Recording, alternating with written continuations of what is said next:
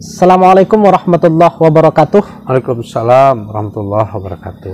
Alhamdulillahirabbil alamin. Allahumma shalli ala Muhammad wa ala ali Muhammad.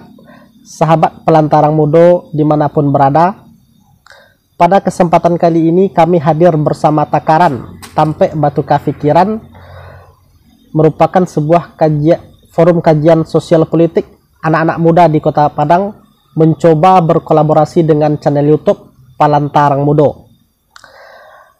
Pada kesempatan ini kita akan mengupas tentang politik.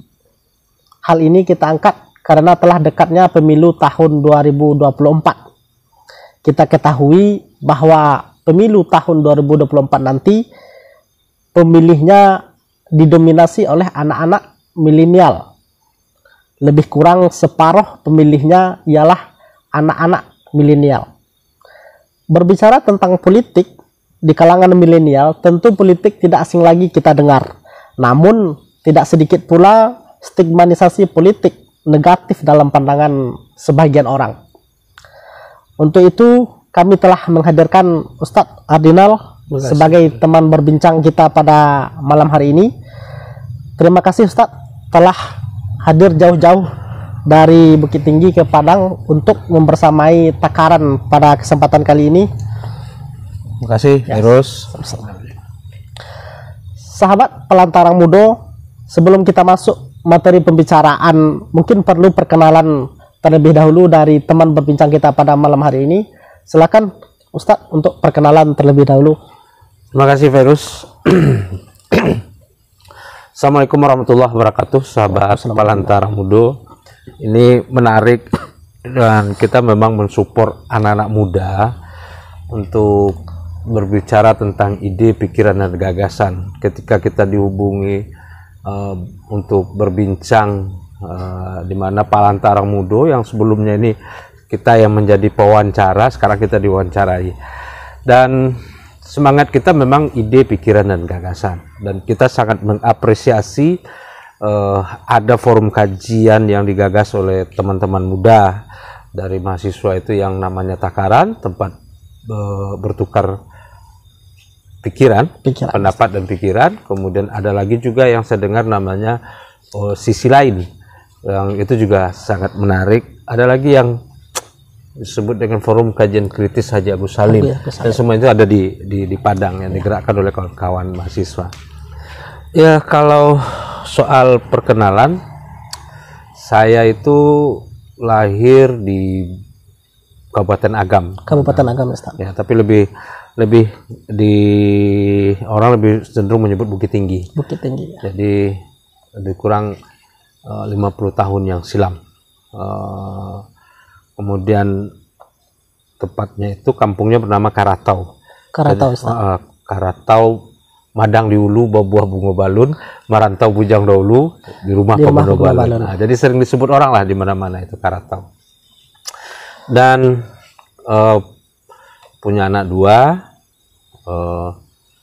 istri 1, kemudian aktivitas lebih banyak dengan kehidupan sosial masyarakat, dan keseharian lebih banyak bersentuhan ya dengan dunia sosial begini.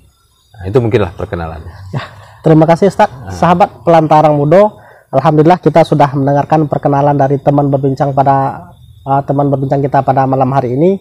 Mungkin ini yang pertama ya Ustadz ya, mengenai mulainya atau awal pembicaraan kita pada kesempatan kali ini tentang politik. Jadi kami di sini merangkai beberapa pertanyaan sebagai bahan materi kita pada kesempatan kali ini. Jadi kalau menurut Ustadz, politik itu apa Ustadz? Wah, ini awal perbincangan kita ini sudah sepertinya memang agak berat langsung ya. Ya, begini Virus, kalau tadi menarik apa yang disampaikan dalam pembukaan tadi itu, memang politik itu kan dalam pandangan masyarakat itu adalah sesuatu yang kotor. Yes. Ada stigmatisasi negatif dan akhirnya orang ada anti politik atau apolitik. dalam bersikap.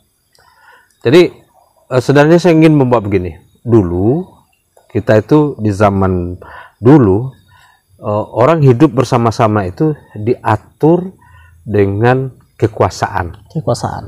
Jadi dulu orang untuk mengambil kekuasaan itu bertarung. Siapa yang kuat, dia akan menguasai yang lemah, kemudian semua akan patuh terhadap orang yang punya kekuasaan itu. Jadi orang saling berebut di situ sehingga lahirlah monarki, kerajaan dan seterusnya. Nah, seiring ke sini berkembang, orang banyak itu kan mesti diatur. Ya, tanpa ada pengaturan, bayangkan kehidupan ini akan seperti apa ketika orang berbuat sekehendak hati.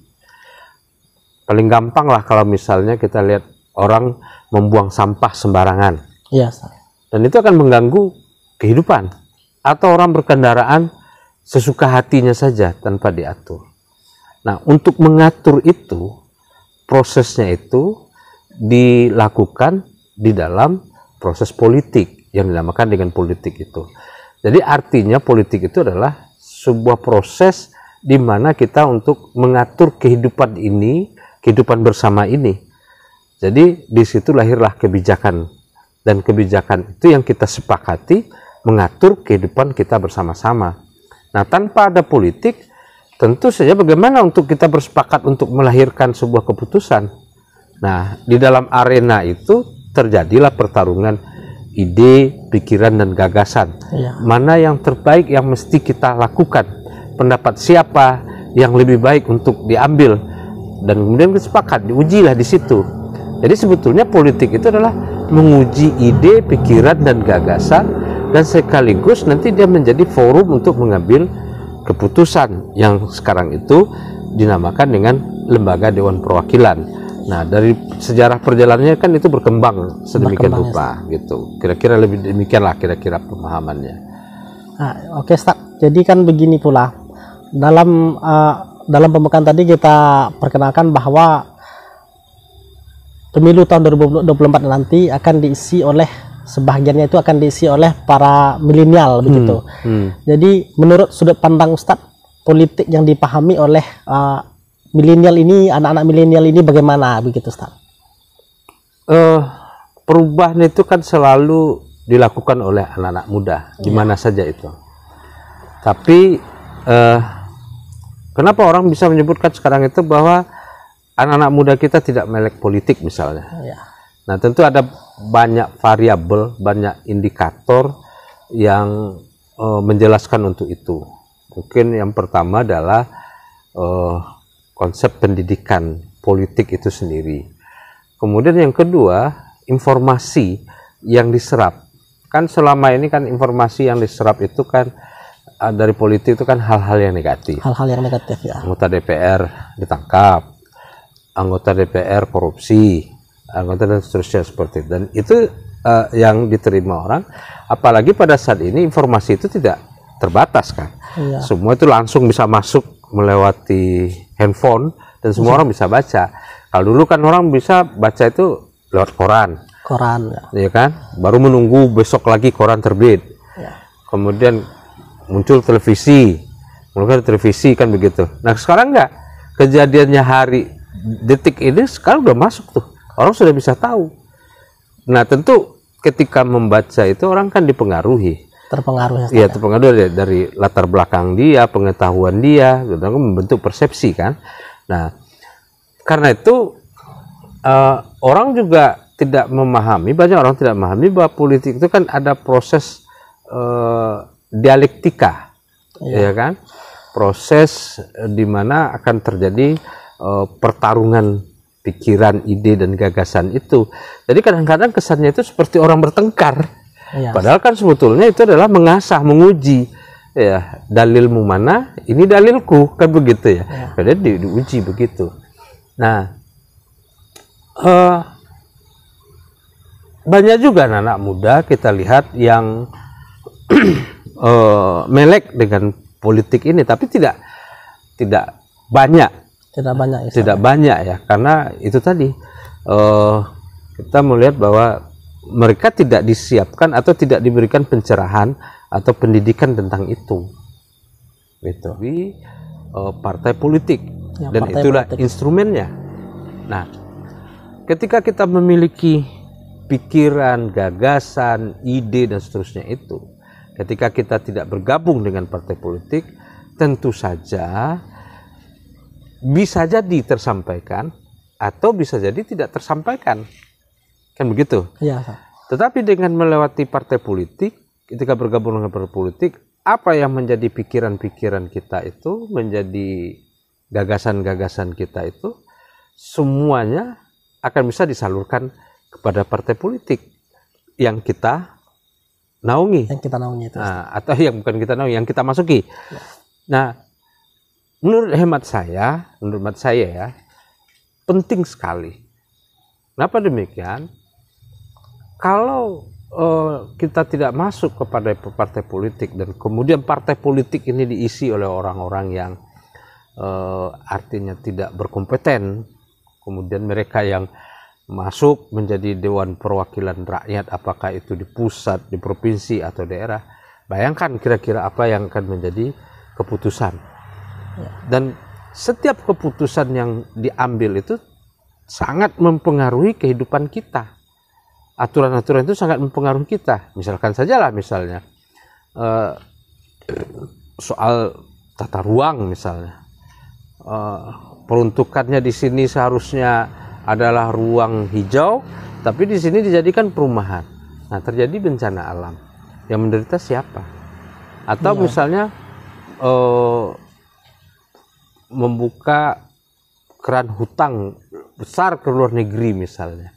Nah, tentu sangat mempengaruhi. Intinya pokoknya adalah apapun yang diputuskan di dalam lembaga perwakilan rakyat itu sudah menjadi sebuah kesepakatan dan itu semua tunduk. Dan itu harus dijalankan. Ya. Dan itu mempengaruhi.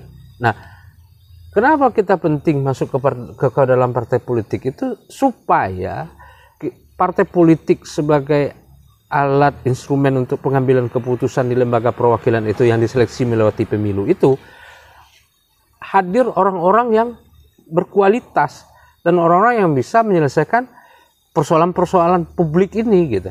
Jadi kalau tanpa partai politik, sarana apa yang mau dipakai? Dan begitu. Baik, Ustaz. Jadi Ustaz sangat setuju sekali kalau kita itu harus berpartisipasi atau bergabung dengan partai politik. Sangat setuju. Walaupun ya bergabung atau tidak bergabung di partai politik itu kita adalah hak. Ya, Ustaz. Siapa saja boleh kan begitu ya. Tapi tentu saja kita menyarankan adalah bagaimana kita bisa bergabung masuk ke dalam partai politik itu, karena pemerintahan yang stabil itu ya harus didukung oleh partai politik yang kuat, partai politik yang artinya bisa dominan dan keputusan-keputusan itu tidak lama mengalami proses dialektik di dalam di dalam pengambilan keputusannya. Jadi orang tidak ini begini, ini langsung bisa dieksekusi. Tapi kalau kekuatannya cuman ini sedikit, ini berkompromi saja itu lama untuk menemukan sudut pandang kan. Oke, Ustaz. Jadi kan begini, Ustaz. Kalau Ustaz tadi kan setuju sekali tentang bergabung dengan partai politik supaya ide dan gagasan itu dapat tersalurkan begitu. Jadi kalau nih Ustaz ini benar-benar siap bergabung dengan partai politik. Jadi kalau kami siap, sudah bergabung. Sudah bergabung ya, Ustaz. Ya. Jadi kita pertanyakan sekali nih sama Ustaz ini. Partai politik yang ideal sebagai langkah yang tepat itu menurut Ustaz apa begitu? Mungkin Ustaz bisa sebutkan partainya ini atau bagaimana, kan banyak sekali nih partai yang berkembang sekarang nih, Ustaz. Ayalah, kalau ditanya begitu pasti jawabannya adalah partai saya, kan begitu ya gitu. Dalam ideal. Tapi setidaknya begini, partai yang ideal itu adalah partai yang memang mengurusi rakyat ini, hadir menjawab kebutuhan-kebutuhan sesuai visi misi dari partai itu ya, Ustaz. Iya, dan menyalurkan aspirasi itu kan bukan hadir hanya partai itu tidak sekedar hadir ketika menjelang pemilu. Artinya ketika ada pemilu hadir, ketika pemilu akan dilaksanakan, partai itu kembali hadir di tengah masyarakat gitu ya. Tapi adalah partai yang memang bekerja mewakili suara rakyat untuk disuarakan di lembaga Dewan Perwakilan atau yang disebut dengan parlemen itu, dan benar-benar ada gitu, sehingga orang misalkan hari ini kan yang terjadi kan begitu, kantor partai itu kan sepi, nggak ada orang, atau misalnya kantor DPC di tingkat kecamatan, di tingkat ranting itu tidak ada gitu ya, bahkan DPD-nya pun sepi. Nah pertanyaan gimana masyarakat mau menyalurkan aspirasinya? Jadi idealnya, kalau kita bicara ideal, dia harus ada di tengah masyarakat sehingga partai itu menyerap apa sih yang dirasakan oleh rakyat hari ini. Jadi bukan berdasarkan asumsi-asumsi yang dibicarakan di televisi dan seterusnya itu. Ini loh real di daerah pemilihan ini loh masalahnya, di kecamatan ini loh masalahnya. Karena memang partai bekerja untuk rakyat, hadir begitu. Nah, kita belum menemukan atau mungkin bisa saya salah ya, belum melihat itu gitu ya, belum melihat itu. Dan mudah-mudahan partai saya begitu ke depannya. Sebelum ditanya begitu. Ini yang menjadi sebuah pertanyaan bagi kita nih, Ustaz. Kan Ustaz sudah menyebutkan ini bagaimana partai ideal itu hadir di tengah masyarakat begitu. Kalau Ustaz tadi sudah bergabung ke dalam sebuah partai, nah kita pertanyakan kepada Ustaz sendiri yang telah tergabung. Alasan Ustaz bergabung kepada partai itu apa, Ustaz gitu? Kalau kita lihat nih, Ustaz bergabung di Gelora, gelombang rakyat begitu. Ya, alasan Ustaz bergabung di Gelora itu apa gitu? Mungkin sesuai dengan visi misi partai juga perlu Ustaz sampaikan bagaimana. Mungkin terlalu jauh ya, nanti dibilang kampanye juga. Sedikit. Kenapa pilihannya Partai Gelora? Partai Gelora ini hadir dalam sebuah ide, pikiran, dan gagasan. Peradaban ini dibangun itu kan karena ide, karena pikiran, karena gagasan. Dan itulah yang disebut oleh orang visi, ya kan, disebut dengan itu. Dan sederhana aja, misalnya kita bermimpi untuk memiliki sesuatu, maka kita akan berupaya, kan begitu ya. Nah, ide-ide itu adalah mimpi-mimpi kita. Nah, Partai Gelora sangat sangat simple untuk bisa memahamkan mimpi itu. Saya menyebut bahwa Partai Gelora itu langit kita itu tinggi, tapi terbang kita itu rendah, terlalu rendah. Padahal kita bisa terbang lebih tinggi, tapi kita sengaja terbang lebih rendah. Begitu kata Ketua Umum. Dan itu kenyataannya. Artinya begini. Kita lihat Indonesia, negeri kita ini kan amat subur.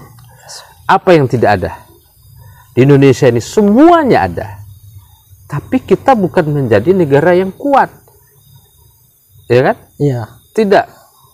Minyak kita punya. Barang tambang kita semua punya. Seharusnya kita menjadi negara yang kuat. Bukan negara yang diobok-obok oleh pihak luar gitu ya. Nah, gagasan itu yang sebetulnya membuat saya begitu tertarik, ya. Bagaimana ini menurut saya ini adalah partai yang luar biasa. Ya, luar biasa ya. Iya, bagi saya gitu ya. Karena dia membawa ide, pikiran. Nah, hari ini kan yang menjadi masalah bagi kita kan nggak tahu. Ini ada orang ini, jadi mohon maaf ya, dan tanda petik, dia duduk di lembaga Dewan Perwakilan Rakyat, ya kan, mewakili partai ini, tapi kita tidak pernah tahu apa sih yang akan diperjuangkan itu, gitu. Apa sih yang ada gitu, yang ingin dibincangkan itu, gitu. Nah, tapi Partai Gelora mendorong semua kadernya itu untuk mengeluarkan ide, pikiran, dan gagasannya, semua kemudian dikemas untuk menjadi sesuatu yang diperjuangkan bagaimana untuk mengangkat Indonesia ini lebih maju. Kalau kita kerucutkan Sumatera Barat ini lebih maju, kalau kita kerucutkan lagi misalnya kampung saya, Kabupaten Agam itu lebih maju, kan begitu. Jadi itu alasannya. Oke, Ustaz. Ini sebelumnya kita pertanyakan lagi nih, Ustaz, ya. Sebelumnya kan Ustaz sudah melihat dengan umur yang sudah lebih kurang berapa tadi, Ustaz? Ya, setengah abad. Setengah abad lah ya begitu, sudah berkecimpung dalam perpolitikan yang telah berkembang sebelumnya. Ustadz menemukan partai-partai sebelum-sebelumnya begitu. Kita lihat Partai Gelora ini hadirnya belum lama begitu, tapi kita lihat nih Ustadznya, sisi kita melihat cukup cepat begitu. Jadi Ustadz memang sudah benar-benar memantapkan hati di Partai Gelora ini atau bagaimana? Atau mungkin Ustadz belum melihat, kurang mengetahui tentang partai-partai yang sebelumnya begitu kan. Kita sering tidak sedikit loh partai yang telah besar begitu, Ustaz. Jadi saya lahir di zaman Orde Baru. Nah, di zaman Orde Baru itu saya dapati partai cuma ada 3. Dulu itu namanya PDI, Golkar, waktu itu bukan disebut dengan partai, tapi golongan karya, kemudian Partai Persatuan Pembangunan. PDI ini adalah fusi atau partai yang digabungkan, partai nasionalis yang digabungkan menjadi Partai Demokrasi Indonesia. Kemudian Golkar untuk menampung aspirasi pegawai negeri, TNI, ABRI dan seterusnya lah ketika itu, dan kemudian partai P3, partai Islam yang difusikan, digabungkan menjadi satu. Nah, seiring dengan perjalanannya itu ya Orde Baru begitu. Jadi negara yang sedikit dengan sistem sentralistik. Nah, kita ini kan juga ingin mencoba, nah ini nggak bagus juga nih sentralistik ya. Terjadi reformasi. Nah, reformasi tumbuh partai yang begitu banyak.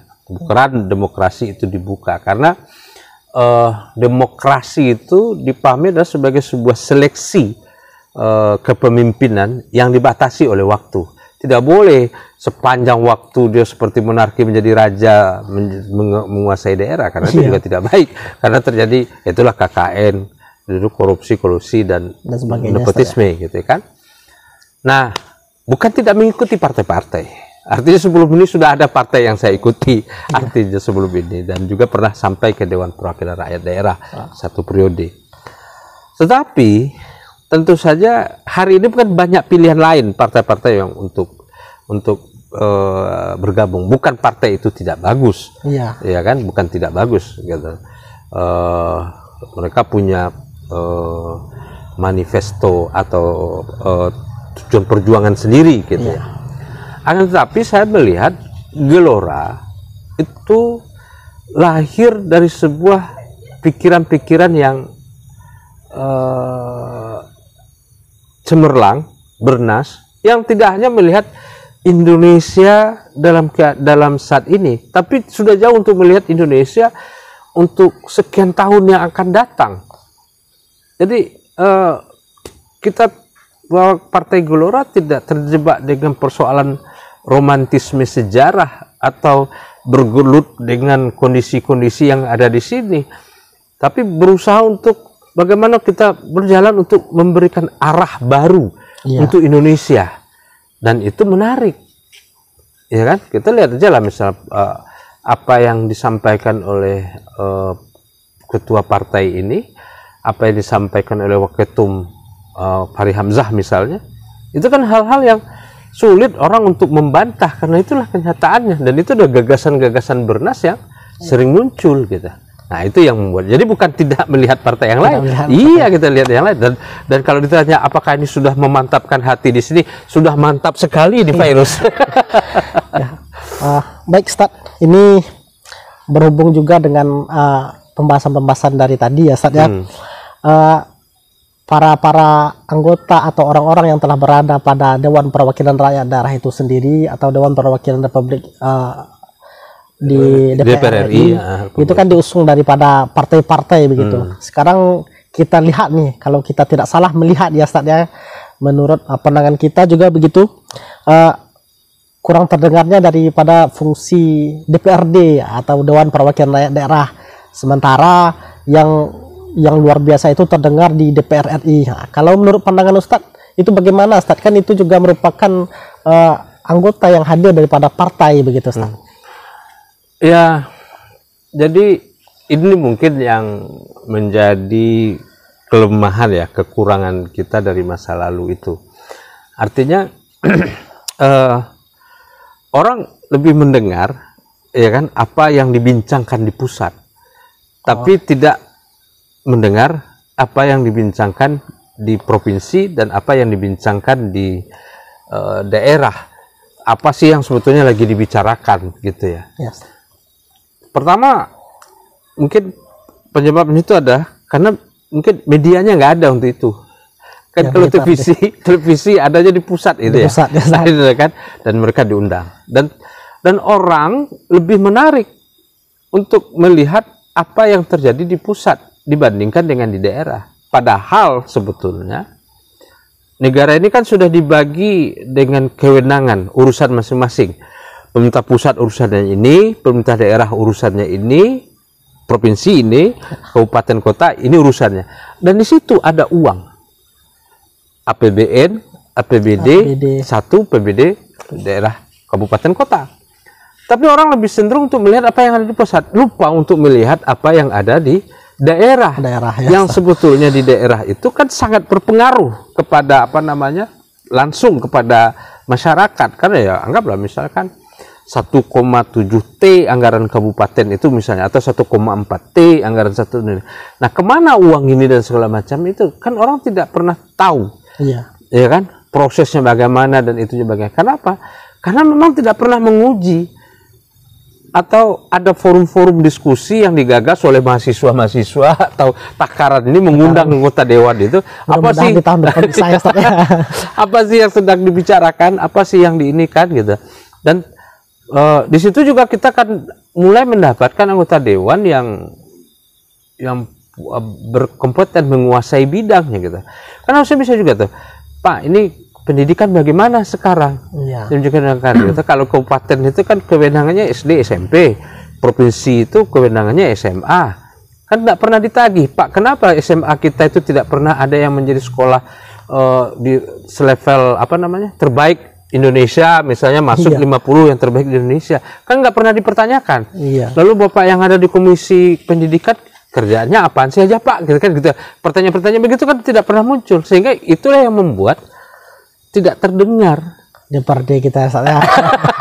Iya, karena apa, media juga tidak menarik untuk meliput itu terusnya, karena seakan-akan bahwa daerah itu ya sudah nurut saja dengan apa yang ada di pusat. Ini tidak begitu, karena masing-masing pusat ada urusannya, kemudian sebagian urusan itu diserahkan kepada provinsi, provinsi diserahkan kepada kabupaten, dan seharusnya hal-hal yang demikian itulah yang diajak diskusi oleh masyarakat, disampaikan oleh apa namanya kelompok sosial, civil society gitu ya, untuk meminta pertanggungjawaban secara tidak langsung ya, kemudian atau mengasah, Pak, kenapa sih orang di kabupaten kita ini tidak pernah tuntas masalah kemiskinan, sekian orang miskin, anggarannya sekian, kami tahu begitu kan forumnya tidak ada begitu. Nah, mahasiswa lebih cenderung untuk bicara soal-soal apa ya. Nah, mudah-mudahan takaran lah besok mulai bisa untuk gitu ya. Di tahun-tahun kedepannya takaran jauh lebih masuk ke ranah-ranah demikian ya, itu bisa mengkritisi gitu. Jadi kalau mengulas daripada yang Ustaz sampaikan tadi itu, ini berarti Ustadz memberikan suatu solusi, pandangan Ustadz mengenai tentang peran DPRD kota dan kabupaten itu, nah, kan begitu. Jadi enggak juga memberikan solusi, sebetulnya perannya sudah ada diatur oleh udah, tapi mungkin tidak mungkin ya, mungkin ini salah ya, pandangan kita salah, mungkin tidak berperan sesuai dengan amanat undang-undang itu kali mungkin. Jadi begini Ustadz, kita lanjut pada pertanyaan selanjutnya nih Ustadz, mengenai tentang persiapan pemilu kita tahun 2024 ini. Ustadz, apakah akan maju sebagai calon untuk pemilu tahun 2024 ini? Ini pertanyaannya agak gimana ya Ustadz? Jadi dia agak apa ya, agak rumit juga. Jadi begini, sebagai kader partai tentu kita siap, disuruh maju atau tidak dimajukan, kan begitu ya, seharusnya begitu. Pertanyaan apakah 2024 nanti maju? Ya, itu tergantung kepada keputusan partai. Iya kan? Tapi iming-imingnya gimana itu? Tapi sepertinya perintahnya maju, ya, diperintahkan maju 2024. Untuk ya pilihannya ada dua, antara kabupaten dan provinsi, tapi saya mungkin lebih cenderung untuk memilih di kabupaten. Di kabupaten berarti Kabupaten Agam, ya, Ustaz? Ada dapil 5, Kecamatan Kecamatan Sungai Pua, Sungai Pua, Kecamatan Monohampu, Kecamatan Ampek Koto, dan Kecamatan Malala. Jadi ada 4 kecamatan di dapil itu. Jadi Ustaz, kan kalau sekiranya nanti Bang Ustaz udah siap nih untuk tampil pada pemilu tahun 2024 untuk di tingkat kabupaten dari Partai Gelora gitu. Jadi sesuai apa yang kita pertanyakan tadi, kita ingin pertanyakan lagi nih Ustaz. Apa yang perlu sebenarnya yang perlu diperjuangkan ini Ustaz? Mungkin melalui Gelora atau bagaimana, melihat tentang masyarakat, melihat tentang suatu daerah atau bagaimana Ustaz? Begini Feris, saya sudah pernah berada di lembaga Dewan Perwakilan Rakyat itu 1 periode, 2004-2009. Nah, kemudian kenapa kali ini juga diperintahkan untuk maju kembali? Ada yang kita lihat begini, Kabupaten Agam itu virus. Kabupaten Agam itu termasuk salah satu kabupaten yang kaya sumber daya alamnya. Iya, kaya sumber daya alam. Dia punya laut, punya danau, punya gunung, punya lembah, tanahnya subur. Ya, subur. Dan banyak tanaman hortikultura dan perkebunan juga luas di situ. Tapi kenyataannya hari ini adalah data BPS tahun 2022 yang baru dirilis itu, keluarga miskin itu terbesar di Kabupaten Agam. Di Kabupaten Agam. Atau setidaknya nomor 2 lah. Nah, kita ada datanya itu. Ini kan miris. Iya. Ya kan? Nah, itu satu sisi. Sisi lain, kita melihat Kabupaten Agam itu, Kabupaten Agam itu di situ ada 17 pahlawan nasional. 17 pahlawan nasional. Ya. Tapi kita lihat hari ini untuk pendidikan di Kabupaten Agam itu tidak sama dengan yang lain. Mungkin ya Padang tidak punya pahlawan nasional. Tidak punya pahlawan nasional ya. Ada 17 pahlawan nasional ada di situ. Satu. Kemudian lagi kita lihat misalnya Kabupaten Agam itu dia berada di tengah-tengah. Iya. Artinya dia dilewati oleh siapapun, mau ke Pekanbaru atau mau kemana gitu ya, mereka melintasi Kabupaten Agam ya. Tapi tidak membawa dampak ekonomi. Nah, kita ingin hari ini mendorong Kabupaten Agam itu jauh lebih maju lagi. Kalau kita bandingkan dengan yang dahulu, kalau dari infrastruktur tentu artinya lebih baik dari yang dulu. Ya. Dulu ada jalan yang tidak diaspal, sekarang sudah diaspal. Nah, ukuran kemajuan itu bukan itu, bukan hanya fisik semata, gitu kan? Tapi ukuran kemajuan itu adalah bagaimana kualitas sumber daya manusianya. Ya kan? Kemiskinan itu kan beriring dengan kualitas sumber daya manusianya. Iya kan? Ini sangat sangat memprihatinkan, dan itulah yang mendorong kita untuk maju kembali. Berarti Ustaz memang benar-benar sudah melihat bagaimana sesuatu hal-hal dari Kabupaten Agam tersebut yang perlu diperjuangkan melalui Gelora ini Ustaz. Nah, sesuai lagi begini nih, coba bayangkan, ada sesuatu yang salah nih, kita lihat nih. Kemiskinan itu diselesaikan melalui dana APBN. Iya. Kemudian diselesaikan melalui dana APBD tingkat provinsi, diselesaikan melalui dana APBD. Ada uang Basnas, ya kan? Kemudian di luar itu ada juga sedekah, infak dan seterusnya yang dikumpulkan di masjid. Di masjid-masjid, ya kan? Tapi apa yang terjadi? Yang kita lihat, ya kan? Iya. Yang terjadi adalah kemiskinan itu tidak berkurang. Angka kemiskinan itu tidak berkurang. Padahal sumber daya alamnya luar biasa ya. Sadar sumber daya alamnya luar biasa. Ya baik Ustaz. Karena pertanyaannya di sini kan sudah sampai pada bentuk perjuangan Ustadz ini untuk Kabupaten Agam melalui Gelora untuk tahun 2024 ini cukup luar biasa. Kita juga mendoakan begitu Ustadz. Oke Ustadz, jadi tampaknya kita sudah sampai pada ujung perbincangan malam kita pada kesempatan kali ini. Sekali lagi kita mengucapkan terima kasih banyak nih Ustadz dari Takaran, tempat bertukar pikiran. Ini merupakan forum organisasi, forum kajian sosial politik anak-anak Kota Padang. Kita doakan juga bersalah seperti Ustadz membaca peluang-peluang atau melihat keadaan lingkungan sekelilingnya ke depannya begitu Ustadz. Terima kasih juga sudah berbicara mengenai tentang politik, ini cukup luar biasa ya Ustadz. Pengalaman Ustadz di tentang di dunia perpolitikan juga sudah luar biasa. Belum juga luar biasa, itu biasa-biasa saja gitu. Paling setidaknya Ustaz tampil di tahun 2024 ke depannya. Tentu Ustaz, dan itu tergantung apalah, tergantung masyarakat yang apa ya, yang memberikan mandat. Kalau masyarakat itu percaya untuk diwakili, insya Allah kita akan mewakilinya. Tapi kalau masyarakat tidak percaya, kita juga tidak akan sampai ke Dewan Perwakilan Rakyat. Gitu, tentu saling mendukung ya. Iya. Gitu. Oke juga kita ucapkan terima kasih juga nih, Virus. Artinya malam ini diundang ya untuk berbincang tentang pemilu ya dari sudut pandang. Mudah-mudahan ini bisa memberikan pengayaan lah kepada yang mendengarkan. Gitu ya. Ya sekali lagi dari kita juga terima kasih Ustaz. Terima kasih. Sahabat Pelantarang Mudo. Alhamdulillah perbincangan malam hari ini mengenai tentang politik sudah selesai atau luar biasa yang disampaikan oleh teman berbincang kita pada malam hari ini Ustadz Arinal. Sekali lagi kita ucapkan terima kasih Ustadz. Terima kasih Virus. Kita dari Takaran tempat bertukar pikiran juga berterima kasih kepada sahabat Pelantarang Mudo. Untuk itu kita akhiri fatakullah masata'tum billahi fisabilil haq.